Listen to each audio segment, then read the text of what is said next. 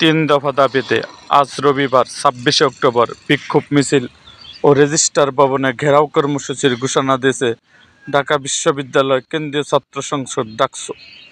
শনিবার ২৫ অক্টোবর ডাকসুর সাহিত্য সাংস্কৃতিক সম্পাদক মোসাদ্দেক আলী ইবনে মোহাম্মদের সই করা এক বিজ্ঞপ্তিতে সফলে শিক্ষার্থীদের নিজ নিজ মিছিলসহ নির্ধারিত সময়ে প্রশাসনিক ভবনের সামনে সমবেত হওয়ার আহ্বান জানানো হয়েছে। ডাকসুর তিন দফা দাবি হলো: হল সংসদ ও ডাকসুর অতীতের সব ফান্ডের পূর্ণাঙ্গ হিসাব প্রকাশ করে স্বচ্ছ বাজেট উপস্থাপন করা, নিরাপদ ক্যাম্পাস গঠনের লক্ষ্যে টোকাই, ভবঘুরে ও মাদকচক্র নির্মূল এবং সংশ্লিষ্টদের বিচারের আওতায় আনা।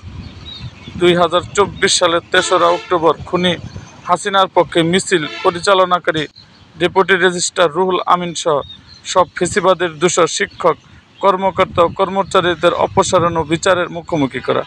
ডাকসু জানায়, ক্যাম্পাসে শিক্ষার্থীদের ন্যায্য দাবি বাস্তবায়নে প্রশাসনের উদাসীনতার প্রতিবাদের এই কর্মসূচি ঘোষণা করা হয়েছে।